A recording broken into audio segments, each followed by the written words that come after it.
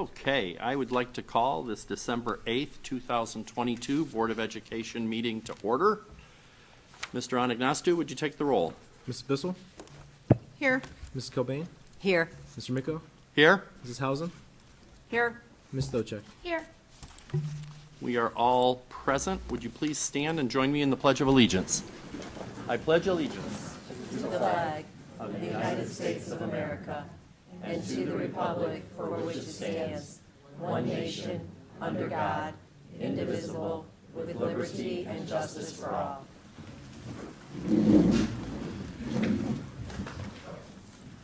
Next on our agenda is our district goals. Our district goals remain the same: academic achievement and growth, financial prudence, and community engagement.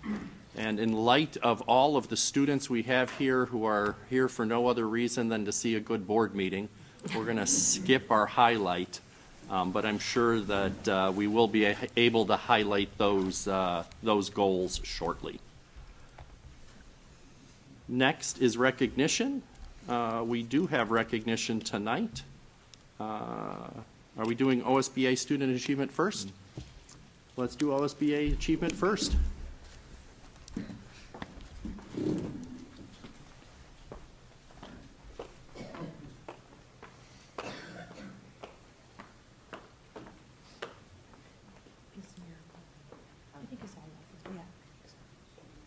Is Miracle here? Come on up, superstar. Do I take your jacket off? I'll hold it for you when you come up here, okay?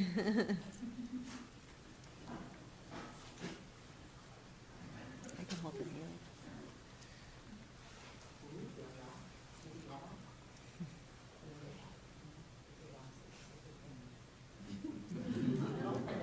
There you go. Perfect. So we found ourselves back at the preschool again this month. We were supposed to go back to the preschool, but Miracle is a superstar and an awesome student, so we were awarding a second person with the student achievement and the special achievement award for going the extra mile. So Mrs. Kilbane has something that Mrs. Surso wrote about. Would you want to hear it? It's very nice.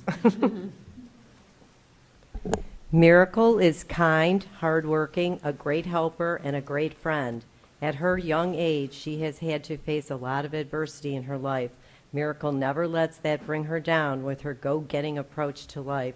She always has a smile on her face and is a joy to have in our preschool. For this reason, Miracle has received and nominated to receive the Extra Mile Award. Congratulations, Miracle.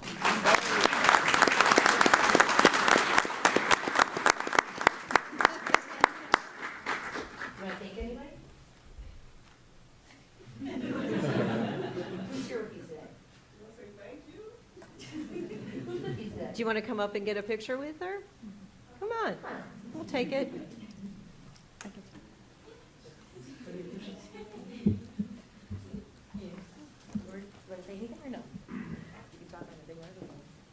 Now? Okay. Okay, I don't want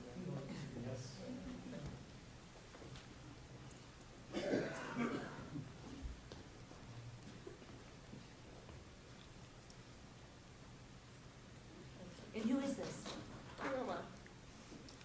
They can't hear you. How do you say her first name? Auntie Quita. Auntie Quita. Auntie, that's Auntie Quita. Do you want to say thank you to her? Maybe. Maybe not. You only get that one. No. Do you know that we're proud of you? You know that everybody here is proud of you? Can we give her a standing ovation, everybody?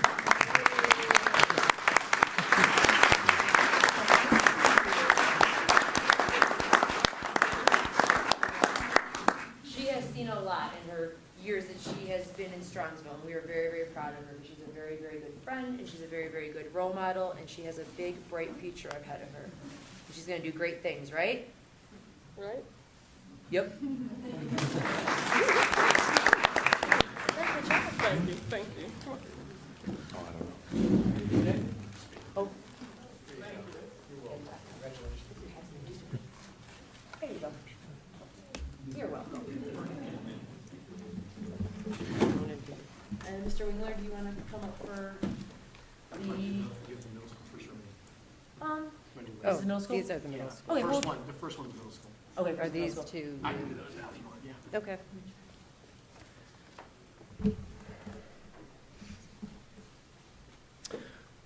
All right, we have, excuse me, we have a couple of recognitions tonight for students who are Polaris Students of the Quarter.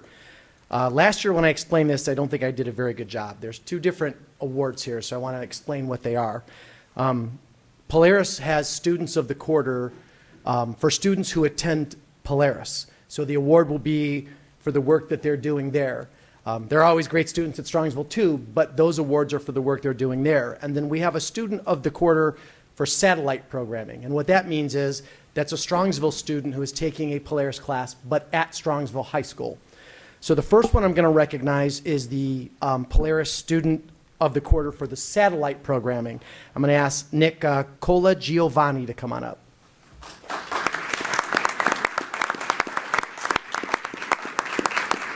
So before I give this to Nick, Nick was named Polaris Satellite Student of the Quarter. He is in Intro to Honors Engineering with Mr. Steller.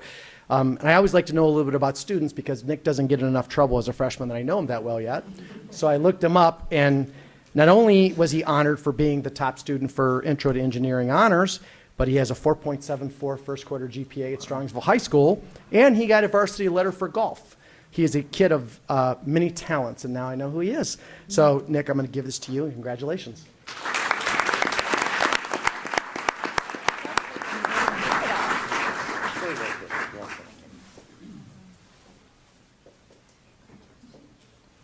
We're very proud of you.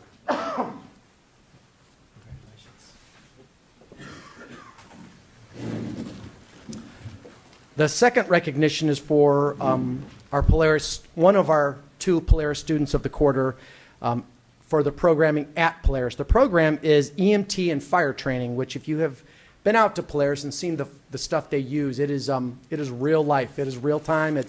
They are learning stuff that, as someone who has a nursing background, when I went out there, I was surprised with how amazing the program is. This young lady also is very successful at Strongsville High School with a 3.7 GPA in the first quarter this year, Allie Walsh.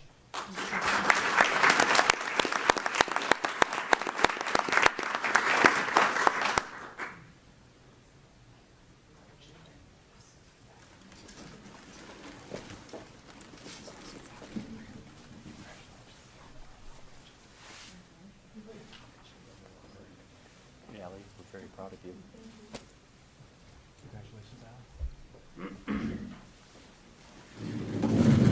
I'm just going to mention real quick, a student, our other student of the quarter had to leave town. I spoke to his father today. They are going to come to the next board meeting, but I want to mention Nick Wilson, who won Student of the Quarter for the automotive program at Polaris.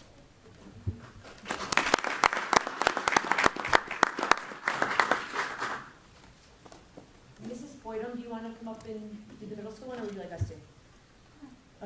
Is Leighton Laban here?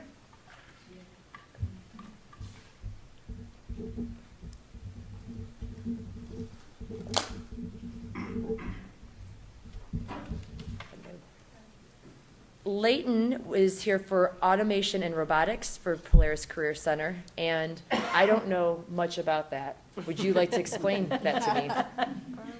It's basically a robotics class where you learn about engineering and how to make and program robots.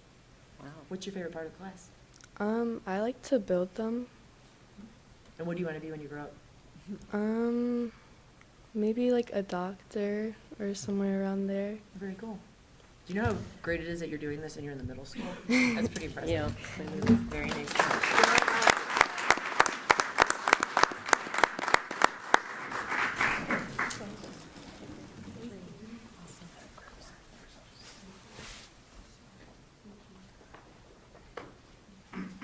We're very proud of you.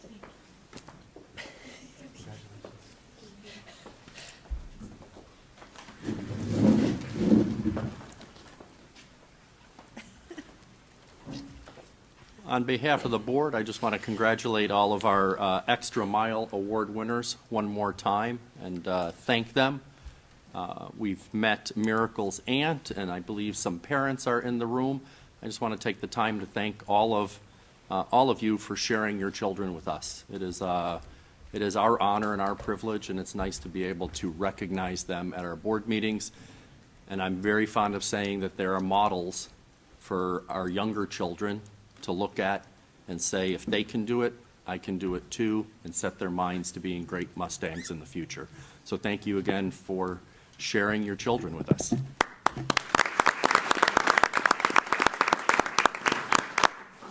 Next on our agenda, we have Strongsville High School girls soccer recognition. Mr. Winkler. Yeah, so tonight we're going to honor the achievement of this year's soccer team. And, you know, when we interviewed last year, Ms. Fadenholtz, one of the questions in the interview is the expectations. Do you know what you're getting into? The expectations in Strongsville are high. I've been here 3 years and have been in Columbus twice for state championship games. And I'll be honest, I was not originally a soccer lover myself, and the last 3 years has changed that. I even watched World Cup. I know Felton is very proud of me for that, although I was angry about the last one. But the ride the last 3 years has been amazing, so I want to introduce the head coach who's going to go ahead and go through the girls and the team and some of the highlights of the season, Ms. Fadenholtz.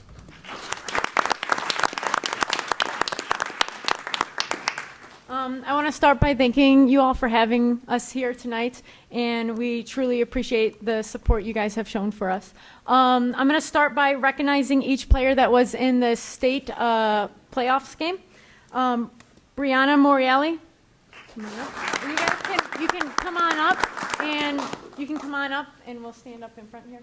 Is Brianna here? No. Okay. Christina Greaves. Someone read their name. Haley Filer. Okay. Ava Spizak, she's here. Here we go. We have Taylor Papa. Congratulations. Angelina Yenyetovich. Adeline Kren. Natalie Albert. Macy Felton. Julia Rocky. Bryn Severance. Congratulations, great job. Abby Kudla. Congratulations, Oscar. Elise Antonelli. Alexa Muth. Paige Kudla. Leah Snell. Grace Pasco. Haley Hightower. Julia Scally. Taylor Demerly. Campbell Falk. Kayla Astrab. Gabriella Keefe. And Kylie Jika.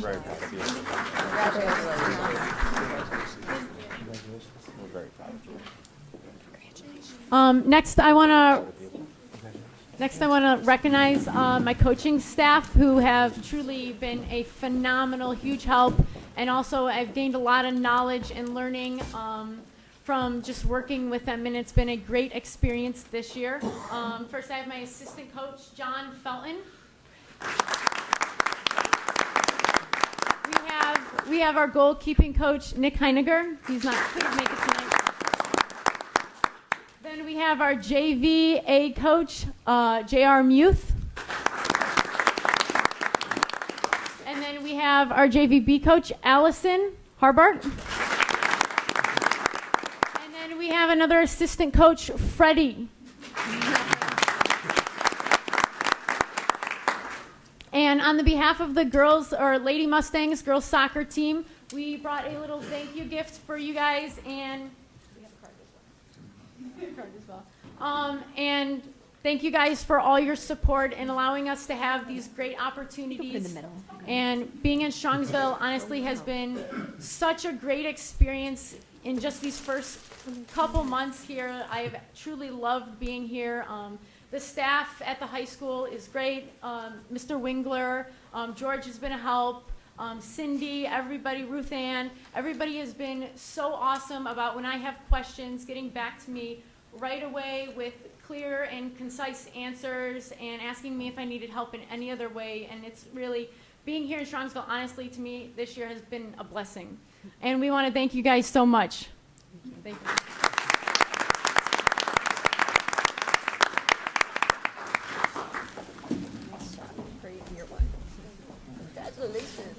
Congratulations. Coach, we're proud of you. Congratulations. Coach, we're proud of you. Thank you. Coach, Congratulations. Coach, Congratulations. Freddie, congratulations.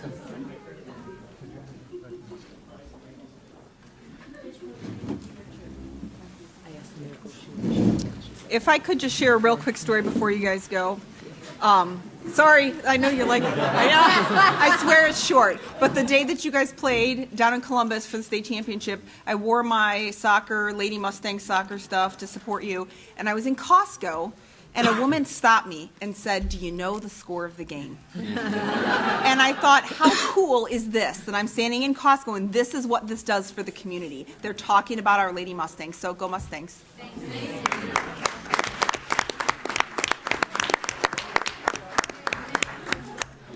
Everybody have a great day. Congratulations, girls. And I have a favor to ask of you.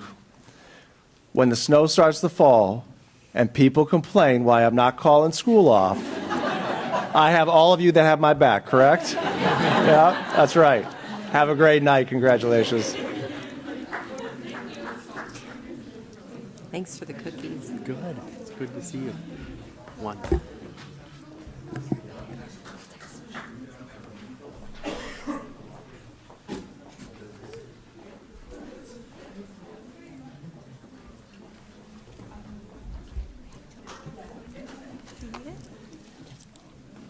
Do you need it? No, I couldn't find it. Oh, you gave it back to me. You were.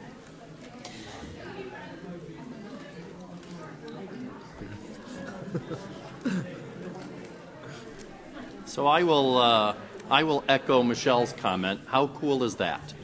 And we did nothing, but we got cookies out of it. So what more can we ask for? I'm okay So with that. hopefully this is a sign of a tradition that we can repeat every year. But congratulations to them, and congratulations for the ride that we got to go on and enjoy, and good luck to them. Good luck to the Lady Mustangs next year. Next on our agenda is public comment. I do not believe I have any public comment slips. Is there anyone who wants to address us? Hearing none. We have approval of minutes. Motion to approve the regular Board of Education meeting minutes from November 10th, 2022. All district video and audio recordings will be a permanent part of the minutes. Do I have a motion? So moved. Second? Second. Motion by Mrs. Hausum, second by Ms. Stavcek. Any discussion? Hearing none. George, would you please take the roll? Mrs. Hausum, Yes. Ms. Stochek, Yes. Mrs. Bissell, Yes. Ms. Cobain, Yes. Mr. Micko. Yes, and the motion carries. Next on our agenda is the treasurer's report. Mr. Anagnostou, you're up. Thank you, Mr. Micko. I have a few items for your consideration tonight. The first one is the approval of the financial report for the month ending November 30th. And then with that, I do have my supplemental report that I give each month that kind of compares how we're doing against the forecast and how the numbers are comparing to previous years for this point in time of the year, and then also year-to-date as well. So if you recall, we presented the forecast early November, approved at the last meeting, and then this is the month-end data. Just the forecast is a fluid document.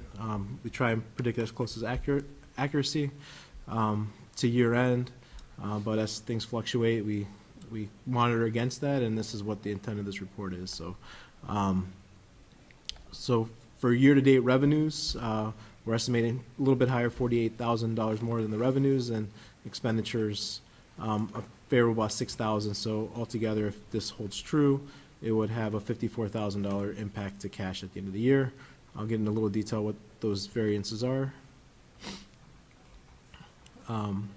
Year-to-date, or not year-to-date, total revenues compared for November this month compared to last month, they're up by 8.4%, $76,000 higher.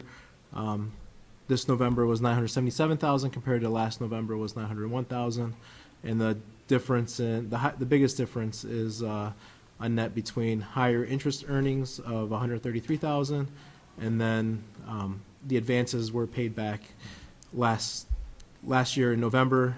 This year, I have it on the agenda for tonight, so it'll take place in December. So that's a timing difference for those two. So the net is about $76,000 higher November this year to November last year.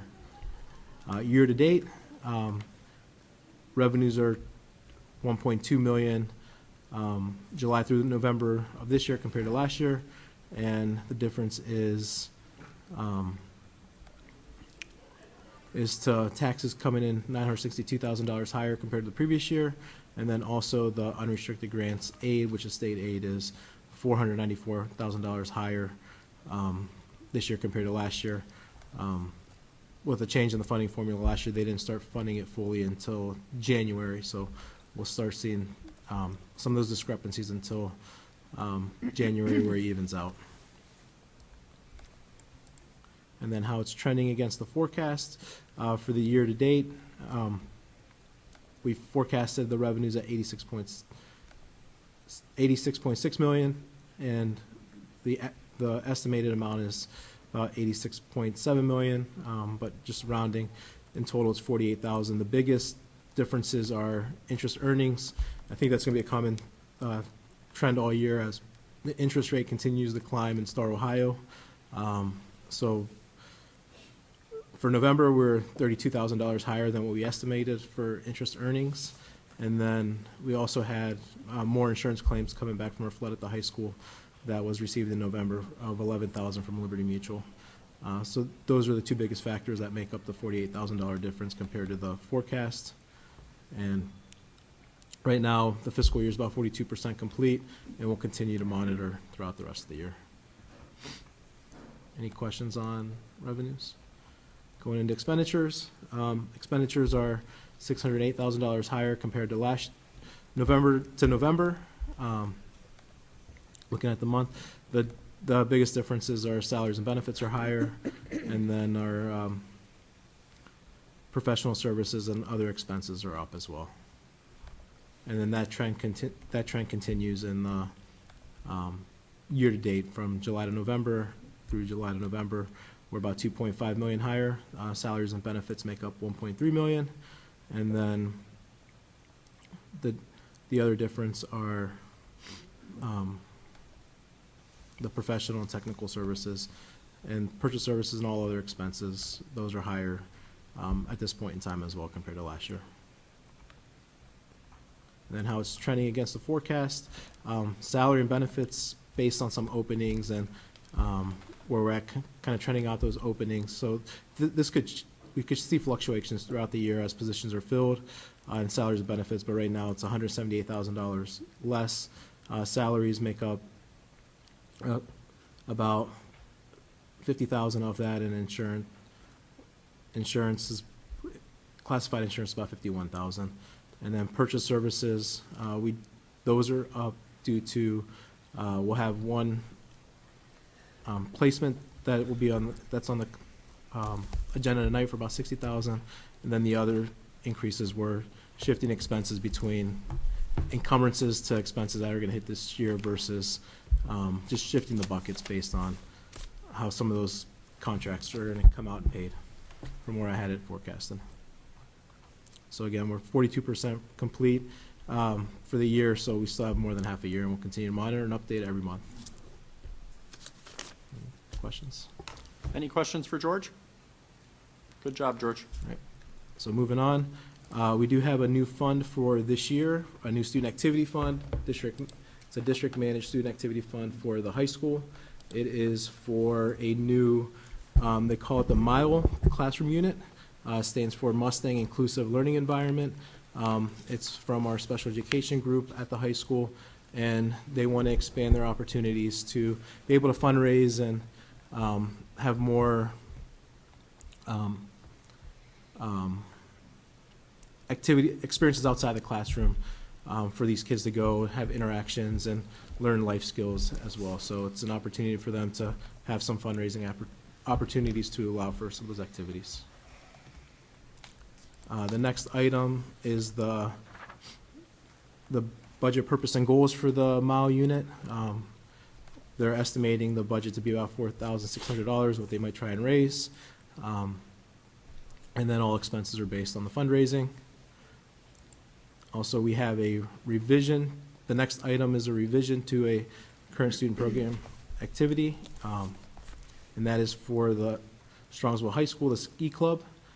As when they first did the budget, they are anticipating expenses to be a certain amount. Now that they're starting to get transportation, the ski club passes, costs have gone up, so they need to increase their budget to allow for those costs, and those will be reimbursed back by the students that are joining the ski club.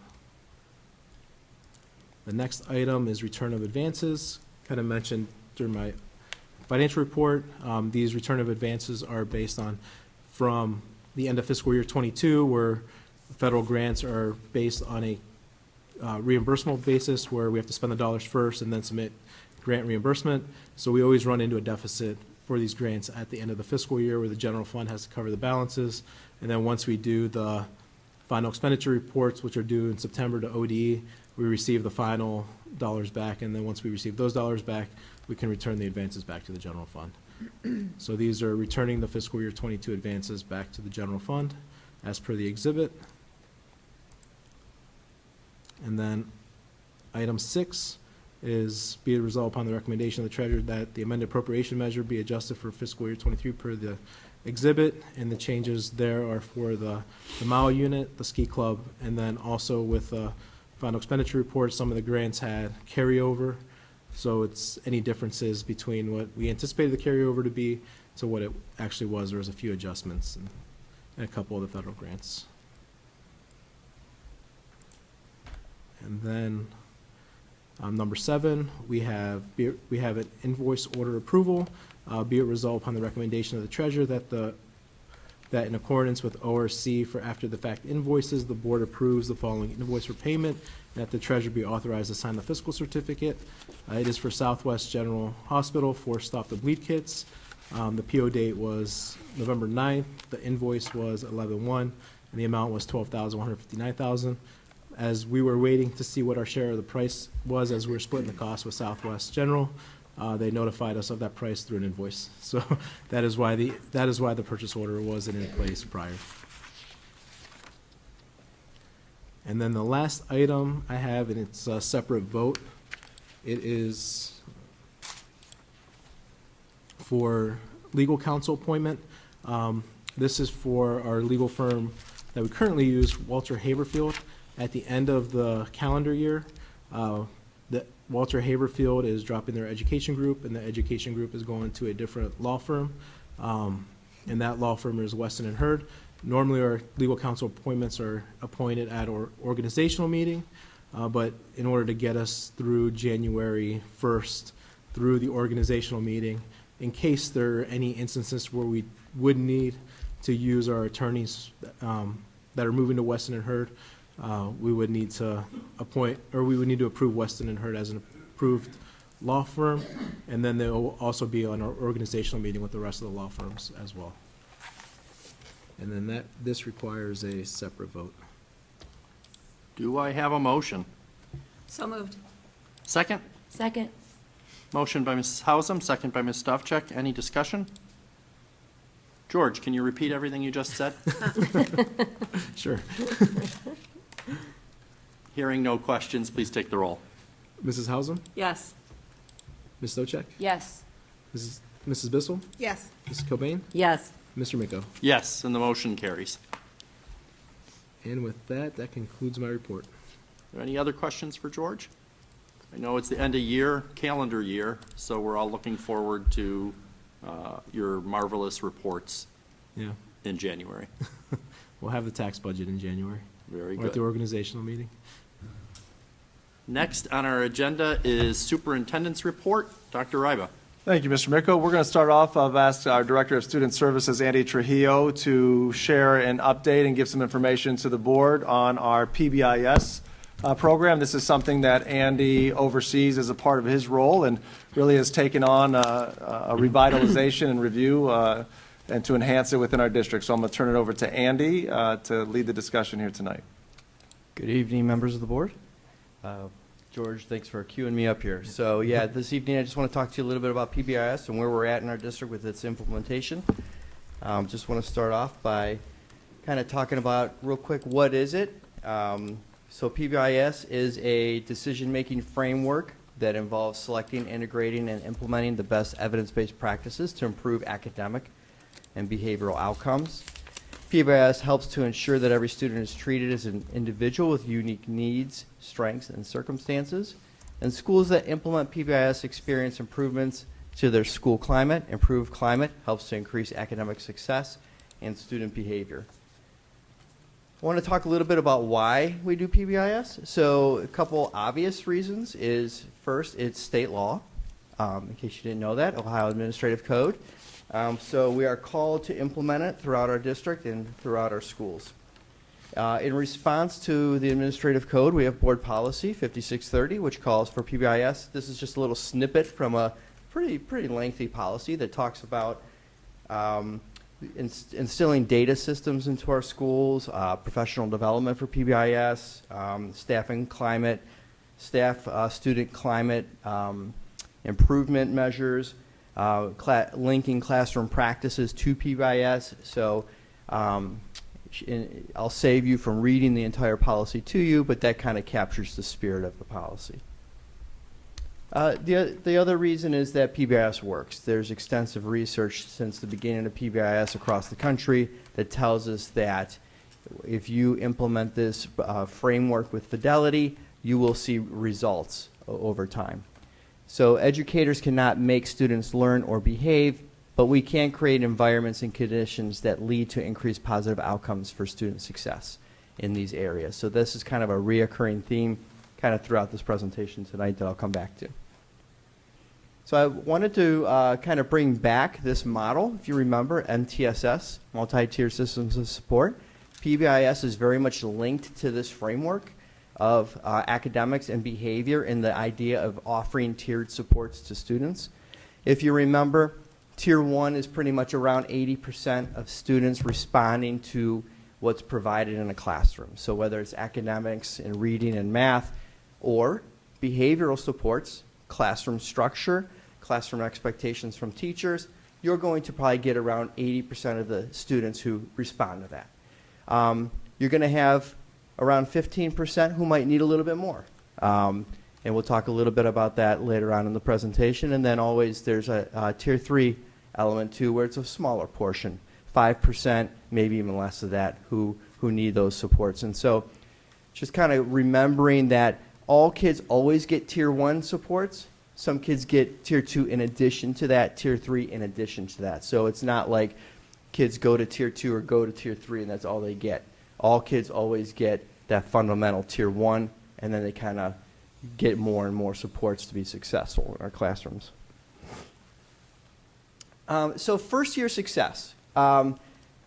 Last year was not really the first year of PBIS, honestly. So we've had PBIS since state law said you have to have it around, I think, 2012-13. But it was time to take a closer look at it and say, hey, let's reboot this process. Let's make sure we're doing this as effectively as we can with true fidelity. And looking back, it was the right move to make. Our teams worked really hard. Here's kind of a little bit of what we did last year to kind of reboot that process. So every school conducted a reconstruction of what Tier 1 framework for PBIS would look like. And that would be a team composition of a principal, staff member, or staff members, I should say, parent, student, and we have ESC consultants. So last year we kind of said, let's make sure we do this right in our district, and let's bring in some of the experts from our region, and they're phenomenal. We have two consultants from the ESC, and they help each school in their process monthly. And they meet with principals, they meet with teams to kind of help guide them and coach them through this process. Operating team procedures are established in every building. Just a couple snippets from there. Those operating procedures require teams to be data-based. They have to make decisions every month. They have to review and revise data or action plans according to the data that they review. Okay, so that data could be discipline data, it could be climate data, it could be attendance, it could be academics, whatever it will be. And then they have to meet at least monthly to do that. Sometimes teams have found that they need to meet a little bit more than that, and sometimes meet in between those meetings. They're required to develop behavioral and teaching expectations on the building level, create an acknowledgement system to help build connections with students, create a process for staff engagement and continuous learning, and student and family involvement. A key note there at the bottom is teams don't do PBIS. The team facilitates the entire school doing PBIS. Just a clear distinction there. So last year when we went through this reboot process, we saw a lot of success, and the schools listed up here, they applied for state recognition and they got it. So state recognition on the Tier 1 level is called a bronze recognition. It's saying that through all the measures of what's called the Tiered Fidelity Inventory, the TFI, that they met a criteria of around 80% or higher. And so these are the schools that did that work and got that recognition. So some key aspects of PBIS. Teaching behavior is essential for supporting all students. We cannot assume students know appropriate behavior in all settings. We cannot assume that students will learn appropriate behaviors without consistent practice and modeling. We need to teach students expectations intentionally, like we would academic skills. And kids do well if they can. When they don't do well, it's our job to teach the skills that are missing. And so we believe that is true for academics as well as behavior. So a key element there that I just want to kind of slow down on and kind of touch on is the whole idea of kids do well if they can, if I could for a moment. This is very essential to the work that we do in PBIS and actually that we do throughout our buildings. And the premise there is that all kids, all students wake up every day, go to school, and they want to be successful, whether it looks like it or not. And so we have to come from a very well-intended mindset to say, if a kid or a student is not being successful, it's really our job to find out what's going on. If they're not successful, they must be lagging some skills. How do we find out what those skills are, and how do we replace those? How do we teach those skills? And so that's really a mindset, if you think about it, that we adopt for academics, teaching and learning, and we have to adopt the same mindset when it comes to behavior. So key aspects to kind of continue here would be teaching behavior is essential for supporting all students would be, is this how we would teach these things? Like 2 + 2 is not 1, 2 + 2 is not 2, no running, no talking. So the idea is that we don't teach academics to say what is the wrong answer. We teach how to get to the right answer. And so we teach and model the expectation in a positive way of teaching 2 + 2 is 4, use a safe body, use a respectful voice. So if you teach behavior only in terms of what not to do, what you do is, what we say is you create a behavioral vacuum. You're only saying what not to do. You're not giving the skill. You're not giving the replacement of, be clear with me, what is the expectation? And that's really a big focus for PBIS.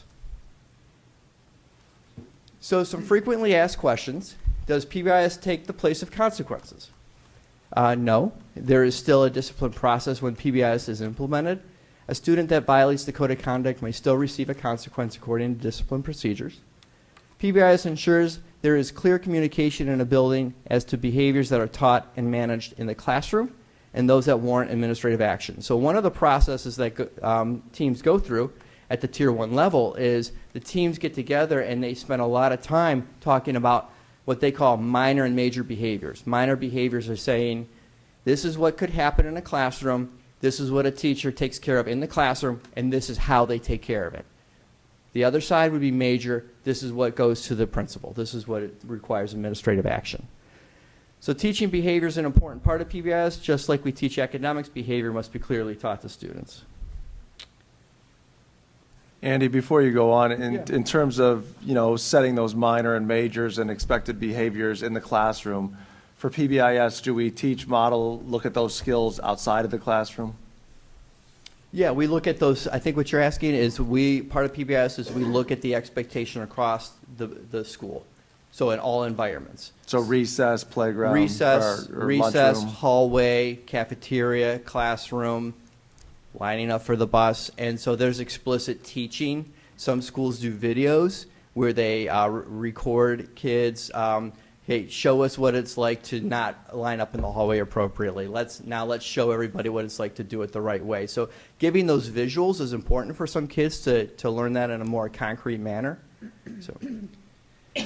So is PBIS all about bribing students to behave? I've heard that before. I don't know if you have, but no. A bribe is given to influence a behavior that has yet to happen. The acknowledgement systems of PBIS are provided after desired behavior has occurred to reinforce the likelihood of that behavior happening again. An acknowledgement system also is a cue for the educator to build a positive relationship with the student. This is a very important element of this framework, as positive educator-to-student relationships are known to increase successful outcomes for students. So a couple things here is that the more obvious reason why we would do it would be you did an expected outcome, here's kind of a reward for that, hopefully to reinforce that behavior, right? What's sometimes not seen is a very deep reason why we would do the acknowledgement system is because it's a cue for the adult. It's a physical, tangible cue for the adult to say, this is my opportunity to build a relationship with this student that did something we want to see again. And so it's not just, I'm going to give you this reward, see you later. It's going to be, hey, that was a great job, and let me tell you why. And that's kind of the entry point to build a positive relationship with a student.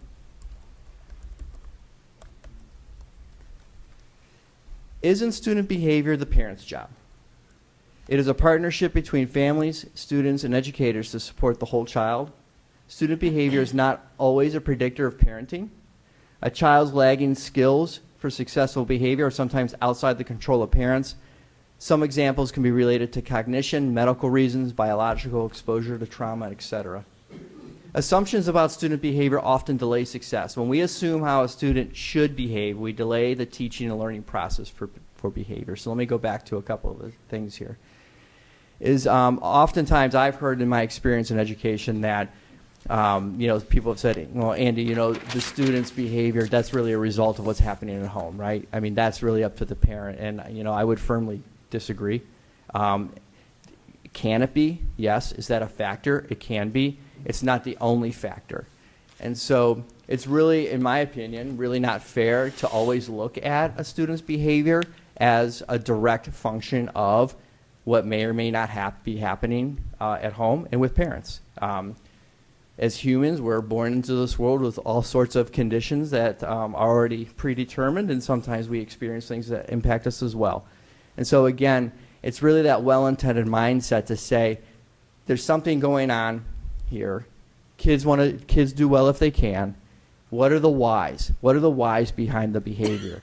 How do we dig down and kind of find out what are the lagging skills we can help the student with? Assumptions about student behavior, sometimes you'll often hear, well, a student at this age or at this grade level, they should know what to do. They should know how to act. That may or may not be true, but you have to take the time to say, well, let's make sure they do, right? So instead of jumping to punitive, reactive measures, we want to say, let's be clear about our expectation to teach a behavior to this student or other students before we were to go down that road of something more punitive. Does that make sense? Hopefully. So goals for this school year. Tier 1, on the Tier 1 level, because we started that last year, would be further refinement at the building level, and a couple bullet points on what that means would be to continuously review, revise, and adapt their data structures, increase the fidelity of various components of Tier 1 as a response from the scoring from the state. So earlier I talked about how the buildings receive scores from the state to say where they are. They were able to take that data in August and say, okay, this is the feedback from the state. How do we revise our action plans to improve our structures? So that's a process that all the teams went through. The focus is on quality improvement of PBIS instead of moving through the tiers quickly. Our focus truly is in our district doing it is the best we can, doing it well, setting up a framework and a structure that's going to have an evidence of impact on our kids, on our schools, on our climate. So instead of saying, let's see in 3 years if we can get to gold, because that's really the highest measure, so it's by tiers. Tier 1 would be bronze, Tier 2 would be silver, Tier 3 would be gold, having all those structures in place. We are much more comfortable saying, hey, let's make sure we're getting this right, okay? So let's make sure that teachers understand, for example, what their role is in a minor and a major framework. How do we make sure that everybody understands all the expectations? Are we fulfilling all the roles we need? Are we taking the data and we making the data actionable in our buildings and seeing an evidence of impact from the data? Let's make sure those things are happening before we jump to the next tiers. We do have some schools beginning to look at Tier 2. So schools with a solid Tier 1 could be, what they're doing is they're still working on their Tier 1, but they're in a good enough place to start looking at Tier 2, and some of that's happening. A lot of our buildings are. Tier 2 is probably going to happen at a much more, I will say, staggered pace in the district, where maybe one school could get a little bit more traction compared to another school, and that's okay. Again, it's just about making sure it's working in your school. But Tier 2 practices and systems provide targeted support for students who are demonstrating a need for additional support in addition to Tier 1, like I talked about before. So some of what these buildings are doing is they're looking at, hey, what do we currently have in our building that could be a Tier 2 support? So one that might resonate would be at the elementary level, you might have heard of lunch bunch, right? So that could be an opportunity where that's a small group of kids getting together for a focused reason.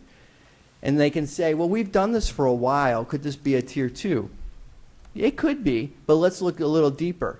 How are those kids getting into that lunch bunch group? Is it data-driven? Is it purposeful? Is it intentional? Is it simply just by saying, I think this kid needs it? So it's refining those practices a little bit more.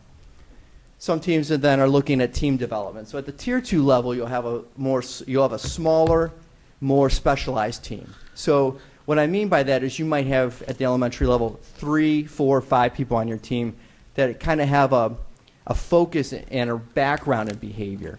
It could be a school psychologist, a principal, and maybe a speech pathologist, for example, instead of a larger team like at the Tier 1 level.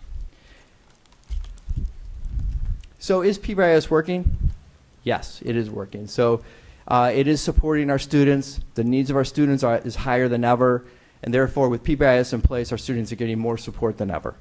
PBIS systems can take 3 to 5 years to see evidence of growth. However, we can see the awareness of PBIS framework is supporting students throughout our district every day. I knew I was coming in here obviously tonight, and I was looking at some of the recognition across the district, and just to see where we're at, like at the high school level for recognition, I want to say we're about 600 occurrences of recognition on students for the year. Now, some of those is the same kid, maybe a few times, but that's the first thought I have is that's awesome on our staff, our high school staff, to make that many recognitions. So it is working, and we do see positive growth.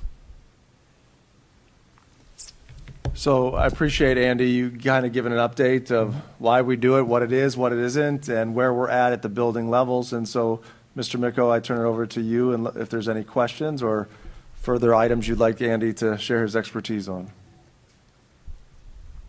Is anybody burning to ask Andy questions? I think I saw one. Come on. Hi, me.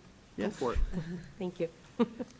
How much, I know we have a consulting firm that comes in.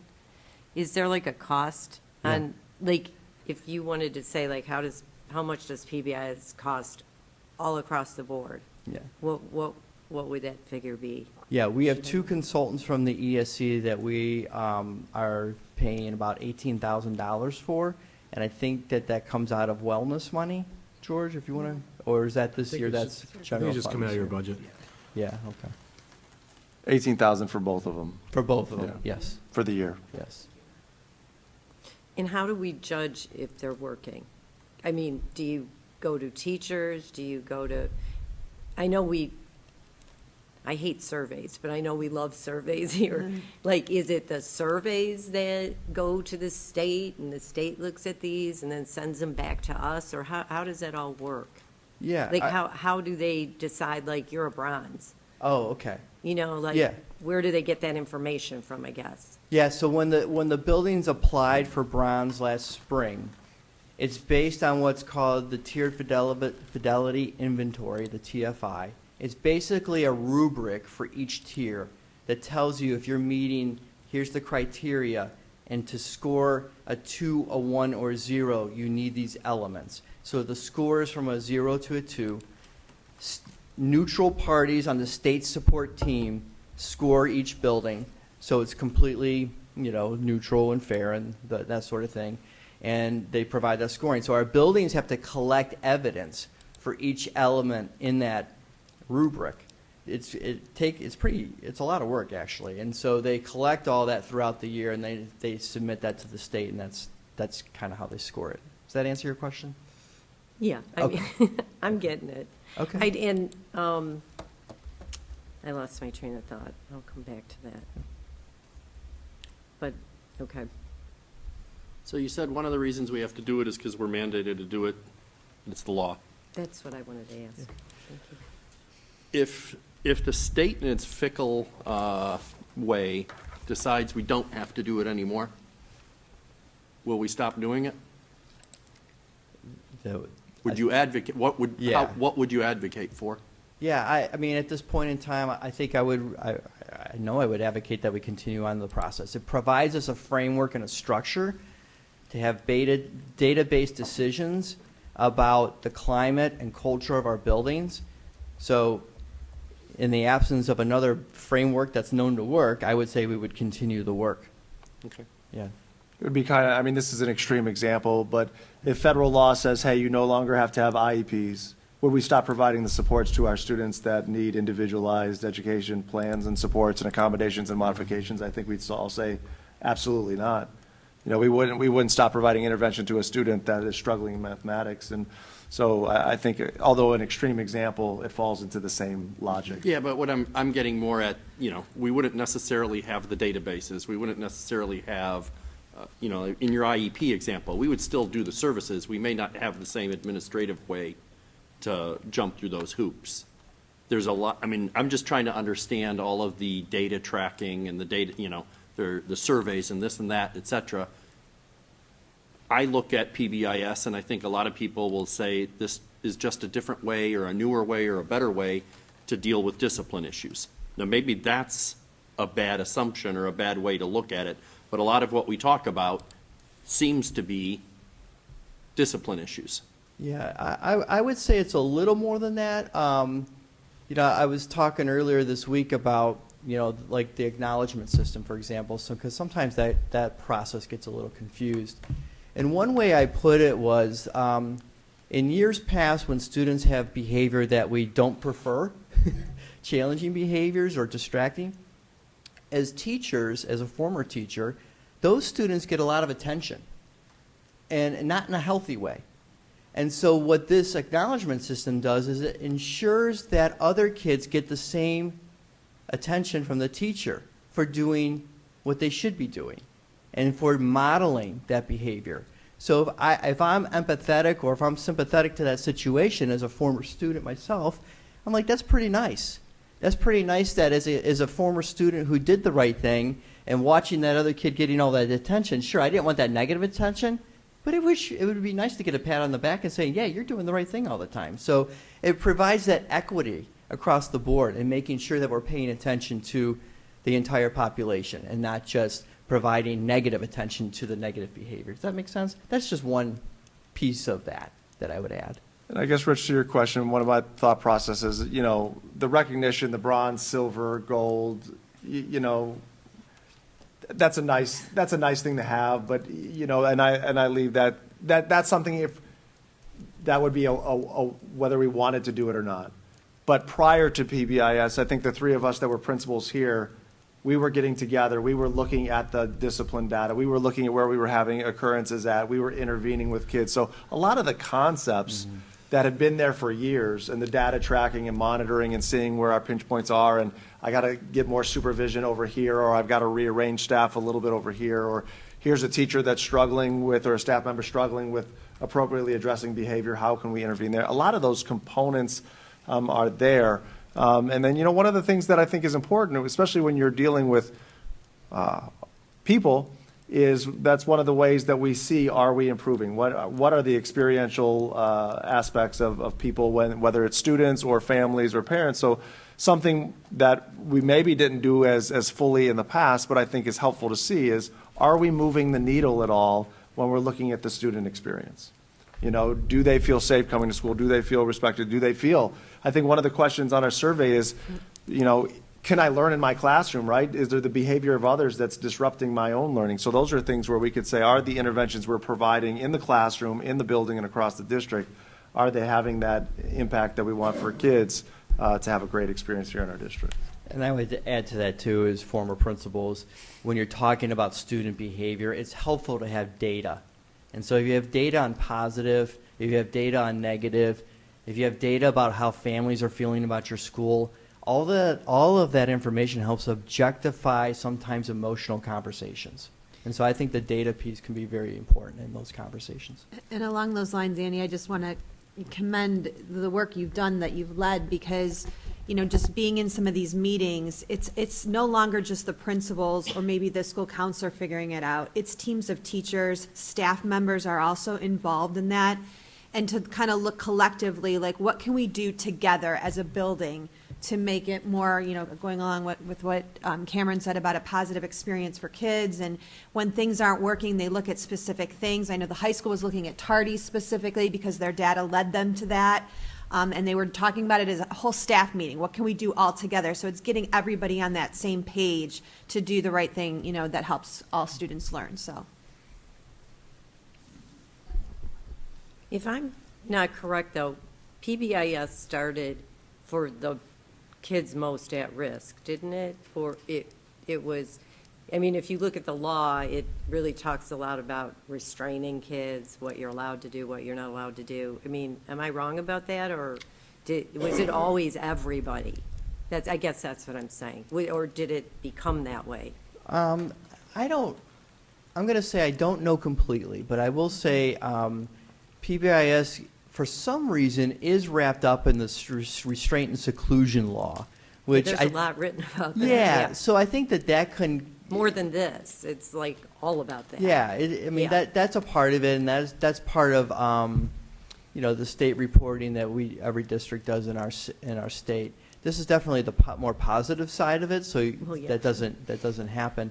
But also, I would say too that it really the terminology first surfaced in the 1997 reauthorization of IDEA, which is a special education law across the nation.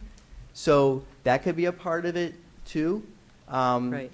But it really is, if you look it up, I'm sure you have, PBIS is throughout our country at varying levels. But every state has it, and it's throughout. So it's not localized, I guess is my point there. You talked about parent and family involvement. Can you give me some examples of what that is and how that looks? Yeah, so on the very minimal level, it's there's a parent on the PBIS teams at the buildings, and as you get a little older in the grades, like middle school and high school, there's even student representation too. So it's making sure that those building teams are getting that feedback from their parents and from their students. So. Any other questions for Andy? Thanks, Andy. All right, thank you. Thank you, Andy. Thank you. Next up, we have updates for the month from our different departments. So first up is Steve Breckner, Operations Manager, with a few items under Business Services. Steve?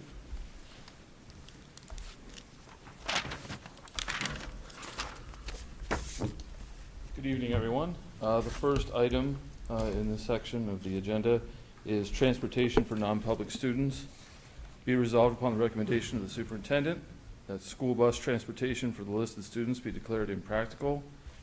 The time and distance required to provide transportation, the cost of providing transportation in terms of equipment, maintenance, personnel, and administration, and the additional service unavoidably disrupts the current transportation schedules. Be it further resolved upon the recommendation of the superintendent that the Board of Education, in lieu of providing transportation, pays parents of students attending these schools. This reimbursement will be based upon the amount allotted by the state, and that exhibit is attached. The second item. Steve, can I ask a question about that real quick? It's quite a lengthy list. Is this all of them for the whole year, or are these just additional ones? These are what we have currently for this year. This list always can be added as students enroll. And this is the majority of the schools well, this is all the schools that we know of. Okay. But as schools open, we do have a process. They request a timing. We then time it and conform to state standards of whether or not they show up on this list. So this is our major list for the year, Yeah, though. this is the Okay. comprehensive list that we have right now, but we could in future meetings have more students and more schools added to this list as we move throughout the year. Thank you. Yep. The second item on the agenda is for magnetic door locks for Strongsville School District. Be it resolved upon the recommendation of the superintendent that the Board of Education approves the purchase of additional magnetic door locks to be used throughout the district from Southeast Security Corporation. The total amount of this purchase is $29,912.50, and funding is to be from the Permanent Improvement Fund, and that exhibit is attached. I only see like a few, I don't see all the schools on that. Are all the schools not getting those? No, this is so this is part of a comprehensive audit that myself, the principals, and the head custodians did. Oh, okay. These are the remaining doors that, just through the normal traffic flow, have become more important as schools, the classrooms may have changed, some of the traffic pattern may have changed. I know from experience, for example, like the high school, we're having more science classes that are wanting to go outside in that Okay. wing. So this will do that. This will make it safer, so nobody feels like they have to prop a door open, so they can get Okay. the class back inside.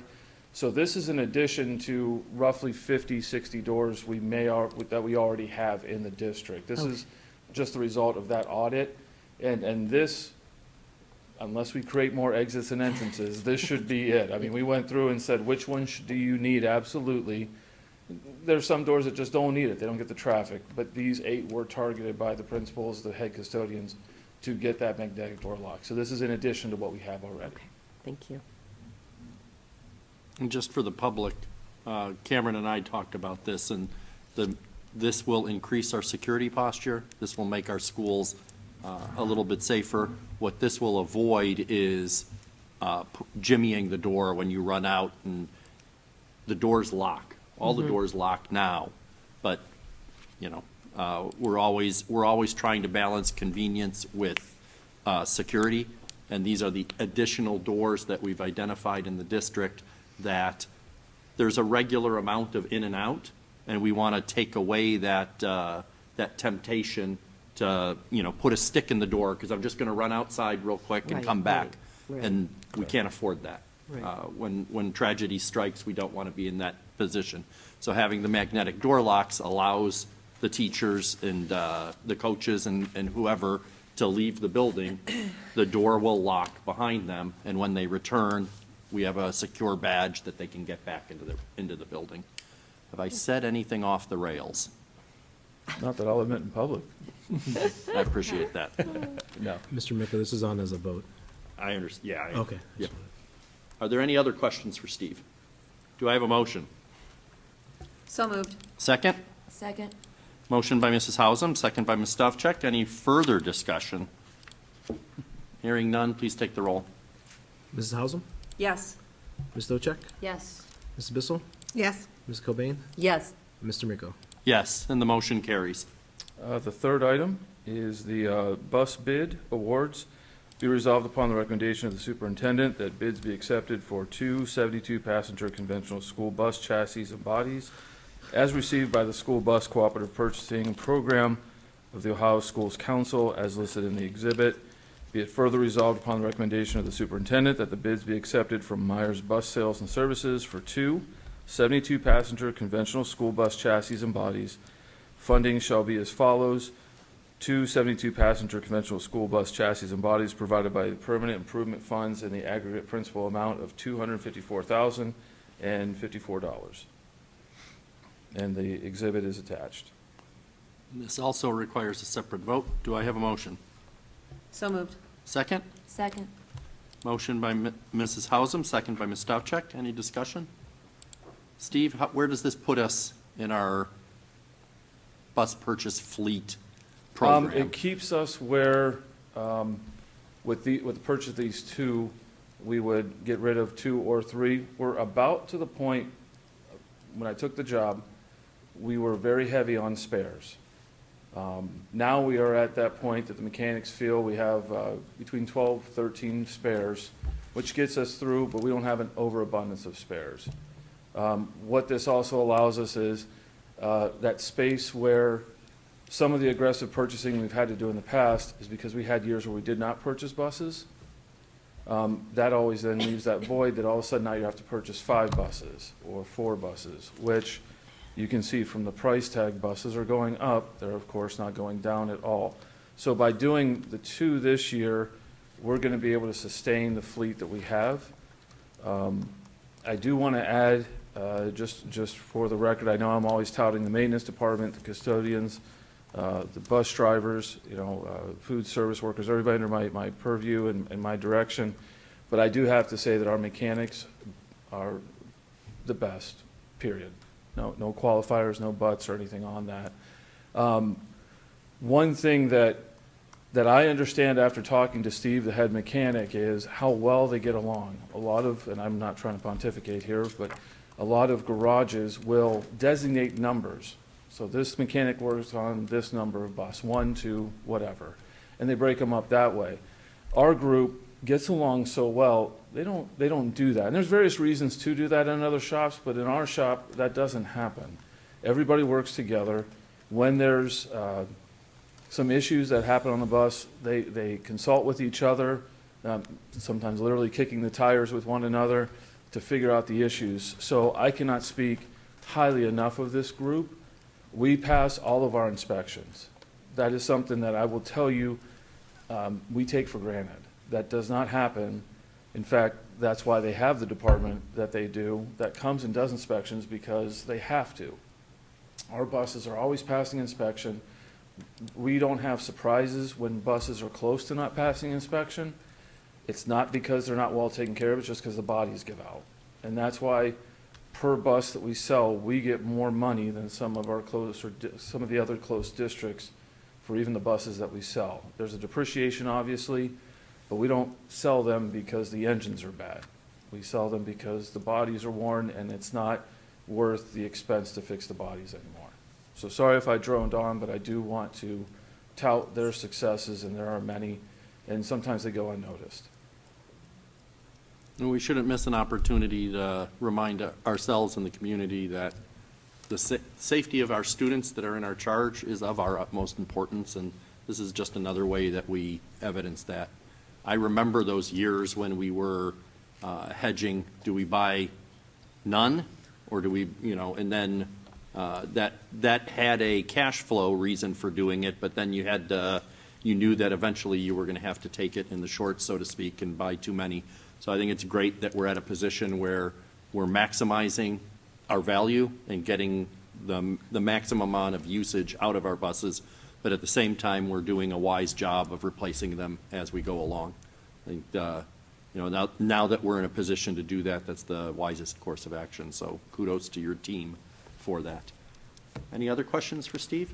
Steve, is there a timeline as to when these will be in? Is there a shortage in school buses? They're saying between 12 and 15 months from date of purchase. To give you, and George and I were actually talking about this, because George is a great treasurer, which also means that he's always constantly stressed out about purchases that I'm making. So the buses that we were awarded last year and that had a grant attached to them, they should be in July, and we ordered them last fall. Yeah. I'm sorry, last winter we ordered them. So it's a bit of a delay, But we have accounted for that, and we'll be good. And those ones, the grant expires September, so we're cross our fingers that we get them in July or sooner. So ultimately, we hope that they show up, and if they don't, we're not the only district that has this problem. This is a universal problem, and we have some good partners in the State House to address it with. So, but it's good to stay on top of it so that we're not playing catch-up. Any other questions? George, please take the roll. Mrs. Hausum, Yes. Ms. Stochek, Yes. Mrs. Bissell, Yes. Mrs. Cobain, Yes. Mr. Micko. Yes, and the motion carries. The final item in this section are the gifts to the district. Be resolved upon the recommendation of the superintendent that the following gifts be approved. The IX Center Christmas Connection donated $150 to the Strongsville Middle School music program in appreciation for performances by the Strongsville Middle School Jazz Band, Chamber Strings, and 8th grade choir. The Strongsville Basketball League donated boys and girls basketball uniforms valued at $1,250 to the Strongsville Middle School basketball program. The cost of this donation was split with the Strongsville Athletic Boosters. The Strongsville Athletic Boosters donated boys and girls basketball uniforms valued at $1,247 to the Strongsville Middle School basketball program. The cost of the total donation was split with the Strongsville Basketball League.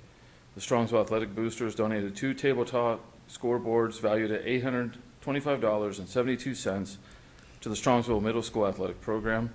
And the Black Baud Giving Fund presented Kinsner Elementary School with a grant of $100 made on behalf of Key Bank Foundation and its donors. Thank you. Any questions for Steve?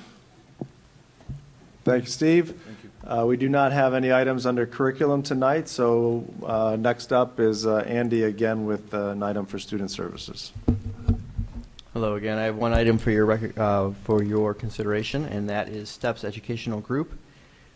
Be it resolved upon the recommendation of the superintendent that the Strongsville Board of Education enters into an agreement with STEPS Educational Group for placement of a student with disabilities for the 2022-23 school year in the amount of $61,673.22, prorated for December 5th, 2022 start date per the attached exhibit.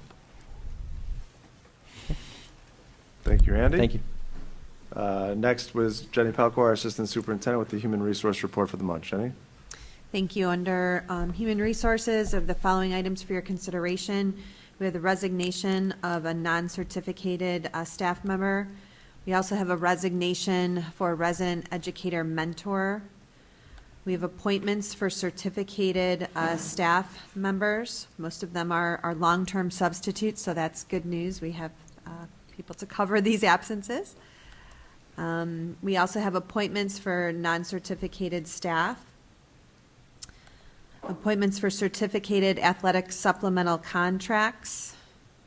Appointments for non-certificated athletic supplemental contracts. We have changes in hours for non-certificated staff. Change in status for non-certificated staff. We have a change of rate of pay. So based on the guidelines for an increases to the state of Ohio minimum wage, we had to adjust the hourly rate for the following classification, which involves our cafeteria workers. We have a stipend for resident educator mentor. We have certified medical leaves, non-certificated medical leave, a certificated unpaid leave, non-certificated unpaid leaves. We have, I believe, one volunteer coach. And finally, a revision to the agenda from November 22nd. We have both of our winter faculty managers, we needed to increase by 0.25. So they will go from 0.5 FTE to 0.75 FTE for the winter. And that concludes my report. We do not have any items under technology, so that concludes the superintendent's report for the month. Any questions for Cameron? Report on Polaris Board of Education. Mrs. Bissell. Thanks. 2 things I wanted to share tonight. First of all, we had our sophomore visitation. All the districts that go to Polaris do in November. And we had more students go and visit that night than we've had as long as the data went back, which was 2010. So it's fantastic that we have a lot of interest in a resource that we have available to our students and in our community. And they are taking applications currently, so if you have a sophomore student, be aware of that. Check out the website for more information. And secondly, I wanted to share congratulations. You heard earlier about our Polaris students of the quarter, but another thing that happened this past week that involved a Strongsville student, I'm going to give you the details. Last week, our business professional and office technology program took first place and fourth place in the Junior Achievement Stock Market Challenge at the Federal Reserve Bank of Cleveland.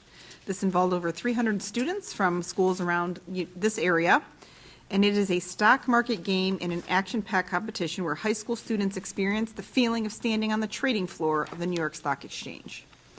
And as the winners, Polaris took home $1,000 plus the Traveling Bull Trophy, so I'll be interested to see what that looks like, to keep until next year. Apparently, we've won 3 out of the last 5 years, so that's fantastic. Part of this winning team was our own senior Faisal Hassan, so we share congratulations to him and his teammates. So really awesome opportunities and awesome success for our Strongsville student and his peers. That concludes my report. Thank you, Michelle. Next, we have report on legislation. I did want to highlight for the public that Senate Bill 178 was passed by the Senate. It has been sent to the House. Senate Bill 178 will not quite disband the State Board of Education, but it will remove most of its duties/powers, and a cabinet-level department would be created that would report to the governor. The Department of Education and Workforce would be the new department, and they would inherit the lion's share of the responsibilities that currently are with the State Board of Education and the Ohio Department of Education. So it is a big deal. I would suggest, if you're interested, to read up on it. I know our Ohio School Board Association has not necessarily come out against the changes, but have come out against the fact that it's being done during a lame duck session, and they're concerned that it'll be rushed through, which resonates to me. On the other hand, we have not had a state school superintendent in over close to 2 years, and that lack of leadership is also a concern. So I do think many of the changes need to be discussed, but I suggest that the public pay attention, because this will affect just about everything we do here in Strongsville and the school district. So that's my legislative update for today. Next, we have our board liaison reports. We'll start with City Council. We had, both Laura and I were at the last City Council meeting, and we want to give a shout out to Mr. Clark, who attends our board meetings as the City Council Board of Education liaison. So he's always welcome, and we appreciate that. I think the key legislation I want to highlight from the last City Council meeting is there were a number of TIFs that were third reading, and they were approved, so they are now law. And the thing I want to highlight is all of these TIFs are for, I think there were 4 of them, for various businesses throughout our city that will help improve the business, not the business itself, but things like the sidewalk and the entranceways, et cetera. So those will be benefits for the city, but the highlight, and the residents of the city. But the highlight I wanted to give the shout out for is we have a great partnership with our city council, and they make sure that things like TIF agreements, which can harm the school district, they realize harming the school district harms themselves. We have a good partnership, and all of those TIF agreements do not harm the taxes that come to the school district. So kudos to City Council for that and paying attention, because ultimately it benefits our residents properly. But I wanted to, give a highlight and a shout out and a thank you. That concludes City Council. Next is Strongsville Education Foundation. Yes, Strongsville Education Foundation had a meeting this morning. They started by voting in their board for the next calendar year. So congratulations to those new board members. They also approved a grant for Chapman Elementary. Chapman requested 4 stencils for their playground plus paint. And reading the grant, one of the members of the Education Foundation realized that Strongsville PTA had already purchased a stencil of the United States. So they were able to take this grant down to 3 stencils. At the end of the day, all the schools are going to be able to benefit from this because the stencils are reusable, and all the playgrounds should have 4 new nicely stenciled, painted pictures on them in the spring. So they did approve that. It was approximately $1,200. Year to date, they have approved about $1,500 worth of grants. So I know they do have money in there. They would love to hear from our teachers and staff and schools with more grant requests. And that concludes my report. Thank you, Laura. Next is Strongsville PTA Council. I went to the luncheon on December 1st. It was for the PTA and the administration. I want to thank Maggie Cosa and her committee for planning a really beautiful luncheon. It was a great afternoon with a ton of food. Cameron talked to the PTA about the extracurricular activities that we've now reinstated into the middle school, some of which are bowling, 3-on-3 basketball, the spirit squad, a dance squad, and basketball cheerleaders. They also want you to know that the nominations for the Helping Hands need to be in by January 15th. Also, I skipped around. Also, Cameron talked about the short-term help to alleviate some of the issues we're having at the elementary schools with the space. Vicki Maloney announced the grants that they are giving out to all the different recipients this year. They gave a total of $10,000. Jingle Jam brought in $3,760, which was great. Their next dance is February 24th, and it's going to be a Mardi Gras theme. And they also announced that December 27th is the Safe Sitter. If you're interested, grades 6th through 8th, it's $50. It goes from 9 to 1:30. If anybody knows, where is that at? It's usually at Safety Town. Safety Town. So if you're interested and you have anybody in that age, it's called the Safe Sitter. And it's training for babysitters. It's training, to yeah, be a good babysitter. Yes. And when my daughter did it, she came out CPR certified. So it was. Yeah, it's a really, really great worth it. program. And so if you're interested, sign up. And that concludes my report. Thank you, Sharon. Next, we have our board committee reports. Finance Committee. Finance Committee, we were supposed to meet this past Tuesday, but more than half of our members were not able to attend. So we chose wisely to reschedule. So our next meeting is to be determined. Excellent. Policy Committee. We have first reading of the latest policies on the agenda tonight, and then we will probably reconvene in the spring. And Facilities Committee. Our next meeting is December 15th at 6:30. We're going to visit 2 elementary schools, and we're starting at Moraski Elementary. Business Advisory Council. We had a meeting on Friday, December 2nd, where we discussed the 2-year career exploration program. We met Tyler, who's a junior, and Devin, who is a senior. Tyler told us about how they had done work with the Cleveland Metro Park Zoo and Strongsville Rotary Club, and that day they were actually going to Southwest General Hospital to do some shadowing opportunities. Devin had been working with Great Lakes Construction since the beginning of October. She learned what role every person plays within the company and saw the behind the scenes, learned about the planning process, and spoke with the supervisors and learned how they run jobs. She said she thought they kind of just put things together and guessed, but found out there's a lot more planning behind it than that. One of the things we talked about was how can we connect the career interest to Strongsville High School course offerings and electives that we have, and that's something moving forward that we're going to be talking about. Both kids that came in spoke about how much they've learned in terms of speech and communication, whether that be verbal or non-verbal communication, self-management skills like time management and organization, written communication like email and thank you notes.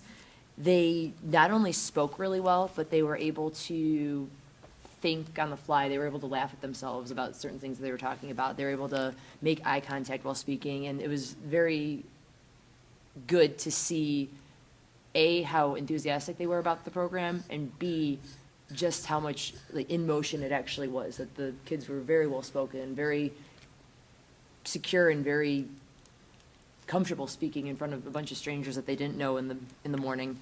They said something interesting, that they've learned through this process that CEOs are just regular people, and that it's not like they're these people that are in these ivory towers, but they're actual people that they can talk to, and made it a realistic thing in terms of their careers moving forward, of you can kind of be whatever you want to be and do what you ever want to do. So that concludes my report. Our next meeting is, I was just looking that up. February 17th I think, That sounds right. next year, is next year. 7:30 in this office. Yes, yes, that's right. I was getting there, but yes. Thank you, Haley. Next on our agenda is the consent calendar. Action by the Board of Education and adoption of a consent calendar at this point of the agenda means that items appearing in the agenda denoted as type-action consent, which constitute the consent calendar, are adopted by one single motion unless requested otherwise. Do I have any otherwises? Hearing none, do I have a motion? So moved. Second? Second. Motion by Mrs. Hausum, second by Ms. Stavcek. Any discussion?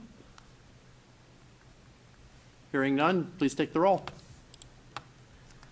Mrs. Hausum, Yes. Ms. Stavcek, Yes. Mrs. Bissell, Yes. Mrs. Cobain, Yes, Mr. Miko. Yes. And the motion carries. Timely information. Dr. Ryba. Thank you, Mr. Miko, and George gets a second. He can click on the... Timely put up the timely information? Yes, that's right. Lots of work over for George on all these computers over there. He's doing a great job. Mission control. That's right. yes. We need one more over there Right. for you. I don't think we need to remind our folks about winter break. I think we all very much know what that is coming. We've got midterm exams for our high school students starting next Tuesday through Friday, and then winter break running through Monday, January 2nd, or Monday, December 19th through Monday, January 2nd, and then kids come back on the 3rd. And yes, it is already time to start planning for the 23-24 school year, right when we get back from break. We will have our virtual meeting for parents of incoming kindergarten students. So it's just going to be live streamed on SES TV. Aaron Green, our Director of Curriculum, leads that, and we'll share all of the processes of understanding half-day kindergarten versus full-day kindergarten and everything in between. That will be at 5:30, and again, the website is there. And then on January 12th, basically the rest of January, we'll start kindergarten registration, full-day kindergarten deposits. All of that work will get going to welcome our next class of students to Strongsville City Schools. So exciting time, but it's hard to believe that we're already there. And with that, that wraps up the timely information I wanted to share with the board tonight. We do have first reading of board bylaws and policies as listed in the agenda. We will vote on them at the next meeting. We have a handful of Board of Education other. We do have our draft 2023 Board of Education meeting dates. Speaking of shocking things that we have to do already, they are in our list. They continue our general pattern of the second and fourth Thursdays of the month. However, our January organizational meeting is January 5th, so that we can organize as soon as possible within reason. And then we do, again, we are putting our board retreat on the calendar now in July. I think those are the main things that I wanted to highlight. Board members, please review it, and if you have any issues, we can discuss it at the organizational meeting. Mr. Miko, just to clarify, this will be on the organizational meeting as a vote, so obviously you could still discuss it, but if you have any feedback based on the draft, just let us know, and we can bring that up for a discussion. But I guess I would just ask, is there anything that's causing any attention that we would want to take a look at now? Pretty standard to what we did this year. Yeah. You have to, it looks like you're on the public. Yeah, yeah. Mhm. So if you see anything, once you take a look at it, let us know, but this will be on the organizational meeting, and the board will vote on the organizational meeting date here shortly. So plan your vacations around these dates. That's right. We do have an appointment of a new member of the Board Facilities Development Committee. Be it resolved that the Strongsville Schools Board of Education approves the addition of a new member, Mr. Brian Spring, to the Board Facilities Development Committee. This does require a vote. Do I have a motion? So moved. Second? Second. Motion by Mrs. Hausum, second by Ms. Stavcek. Any discussion? I will thank Brian. I'll thank Mr. Spring for his involvement. Right now, the Facilities Development Committee is helping us look through our elementary schools, and there's a lot of good work to be done next year, so we're glad to have him aboard. Would you please take the roll? Mrs. Hausum? Yes. Ms. Stavcek? Yes. Mrs. Bissell? Yes. Mrs. Cobain? Yes. Mr. Miko? Yes, and the motion carries. Another, we have reimbursable expenses. Be it resolved that the Strongsville City Schools Board of Education approves reimbursable expenses for Michelle Bissell as outlined in the exhibit. Polaris Career Center will reimburse the district 50% of approved expenses. Do I have a motion? So moved. Second? Second. Any discussion? Thank you to Michelle for going to the Capitol Conference and being a good board member and learning what she needs to learn. Take the roll. Mrs. Hausum? Yes. Ms. Stavcek? Yes. Mrs. Bissell? Abstain. Mrs. Cobain? Yes. Mr. Miko? Yes, and the motion carries. Continuing the trend, be it resolved that the Strongsville City Schools Board of Education approves reimbursable expenses for Sharon Cobain as outlined in the exhibit. Do I have a motion? So moved. Second? Second. Motion by Mrs. Hausum, second by Ms. Stavcek. Any discussion? Thank you, Sharon, for your commitment to good boardmanship. George, please take the roll. Mrs. Hausum? Yes. Ms. Stavcek? Yes. Mrs. Bissell? Yes. Ms. Cobain? Abstain. And Mr. Miko? Yes, the motion carries. Be it resolved that the Strongsville City Schools Board of Education approves reimbursable expenses for Laura Wolf-Hausum as outlined in the exhibit. Do I have a motion? So moved. Second? Second. Trying to trick me up. Motion by Mrs. Bissell, second by Ms. Stavcek. Any discussion? Thank you to Laura for her commitment to good boardmanship. George, please take the roll. Mrs. Bissell? Yes. Ms. Stavcek? Yes. Mrs. Cobain? Yes. Mr. Miko? Yes. Mrs. Hausum? Abstain. And the motion carries, and although we smile and have a little bit of a joke, it is important work, and it's appreciated that everyone takes the time to do it. Board of Education others. Do we have any others? I have another. Earlier this week, the Cleveland Youth Wind Symphony had their first concert of the season at Severance Hall. High school students from throughout Northeast Ohio audition in May for the following school year. Practices are every Saturday morning beginning each August and even after late Friday night marching band performances, and they continue through May with several performances through the year. This summer, the Cleveland Youth Wind Symphony will travel to Scotland and England to perform. And additionally, this year, Group 1 was invited to perform at the 19th Annual Northeast Ohio Band and Invitational and the OMEA Professional Development Conference. And it's great to see that the kids have this opportunity for broadening their learning opportunities outside of the classroom. Any others? I just want to mention that today SMS had a SMS Gives Back Day. The whole school participated. Sixth grade assembled family bags of essentials for a group of 150 third and fourth graders. They had board games, they had paper towels, personal hygiene. So they got to stay in school and do that. The seventh graders adopted 15 Strongsville families, created a sign-up genius, and gathered up wish lists from the families. And so they wrapped and assembled that today. And our 8th graders got to go leave the school. They got to go shopping at Target and the dollar store, bring their purchases to the rec center, and assemble boxes for their families. So again, they gave me a list of, this was their shopping list, ideas that they could go through the store and shop for. They had $25. They had to manage their money, and they had 6 things that they had to purchase with their $25. So it was incredible to see. I said it was very fun to watch the boys trying to wrap the boxes they had. Anything misshaped, it was comical, but they were doing it, and they took it very seriously. And just give a shout out to Jersey Mike's, Crumble Cookies, Donato's, Raising Cane's, and Dairy Queen. They donated food for the 8th graders, so they had to have lunch today at the rec center. And Learning Express donated over 100 board games for the kids to wrap. And another shout out to Coach Koval and the high school track team. They made a large monetary donation out of their fundraised money to help the kids purchase. Oh, nice.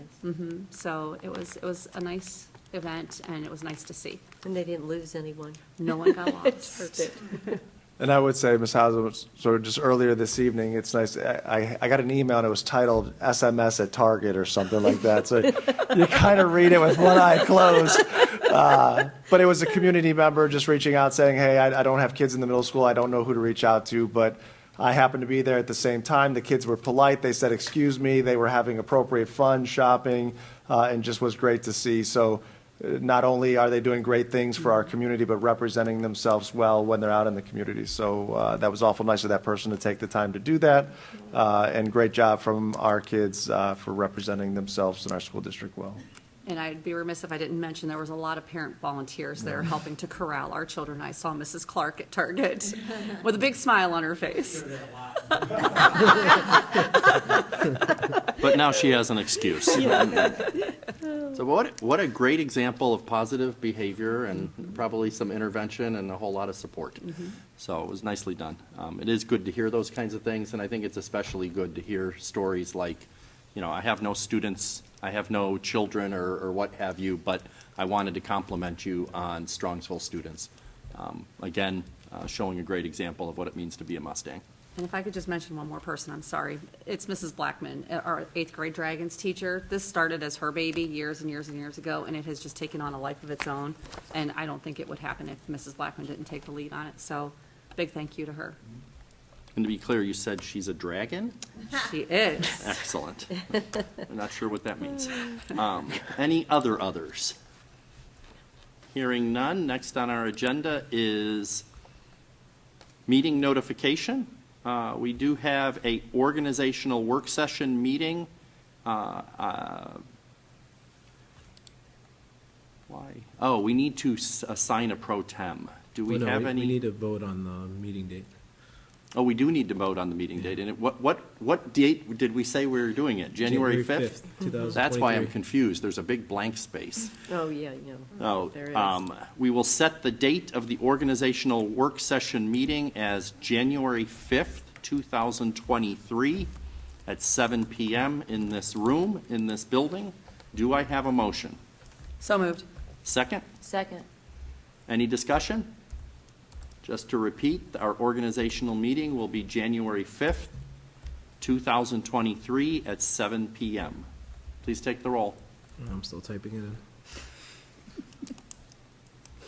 That was motion by Mrs. Hausum, second by Ms. Cobain? Or Ms. Mrs. Stavcek? Stavcek? All right, Mrs. Hausum? Yes. Ms. Stavcek? Yes. Mrs. Bissell? Yes. Ms. Cobain? Yes. And Mr. Micko? Yes, and the motion carries.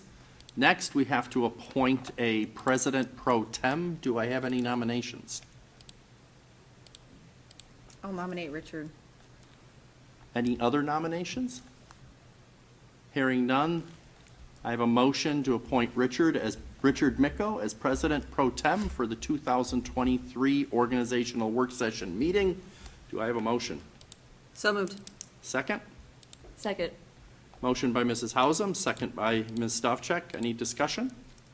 Just like to thank my fellow board members for the faith that they have placed in me for this responsibility. Mr. Anagnostou, please take the roll. Mrs. Hausum? Yes. Ms. Stavcek? Yes. Mrs. Bissell? Yes. Ms. Cobain? Yes. Mr. Miko?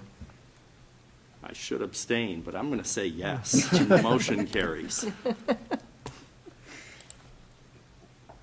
We do have reason for executive session on the topics of To consider the employment of a public employee, to consider the appointment of a public official, and to prepare for negotiations or bargaining sessions with public employees concerning their compensation or other terms and conditions of employment. Do I have a motion? So moved. Second? Second. Motion by Mrs. Hausum, second by Ms. Stavcek. Any discussion? Hearing none, please take the roll.